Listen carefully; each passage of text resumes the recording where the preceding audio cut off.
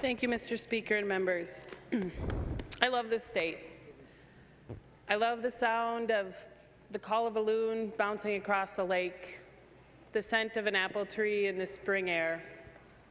I love the tickle on my nose of snowflakes falling. But mostly, I love the people of this state. We can be a little hard to get to know. We can be a little, we're not always the most quick to show our love or the most outward with our emotion, but we're good, solid people, and Minnesotans know what's right. And tonight, I enter this chamber with a different feeling than I often feel. I enter this chamber with a little bit of fear. Fear for this place I love, fear for all the people of Minnesota that I love. I fear for the happiness of some Minnesotans. And when we think about this vote, I think first we need to think about the individuals this vote personally affects in their pursuit of happiness and of realizing who they are completely and wholly as people. This vote matters to so many Minnesotans for that reason. But tonight, we're debating giving the people the chance to vote. When I've heard the reason we're taking this amendment up, let the people vote. So let's think about that a little bit, members.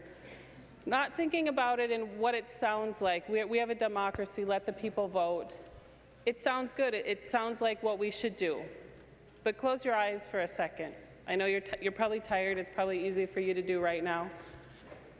And think about the feeling of this chamber and these halls for the last several days. Think about that tension. Now imagine that tension fueled by millions of dollars and spread to every corner of this state for 18 months. Think of the people of Minnesota divided by the tension we feel here and we've felt for days, fueled by millions of dollars in every corner of this state for 18 months. Let's think about that, what that means before we take this vote. And that makes me fear for our state and who we are together as a people. But members, I'm also proud as I stand here in this chamber tonight. I'm proud because this debate has changed. People's lives and their interactions with their fellow Minnesotans have changed.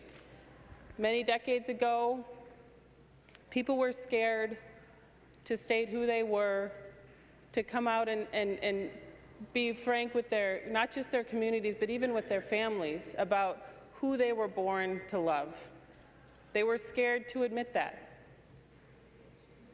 And this debate has changed from when I ran for office for the first time. It's different questions, it's different discussions. This debate has changed in the last 6 months.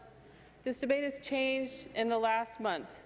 This debate has changed in the last week as we listen to the people out in the halls. It's changed in the last 48 hours.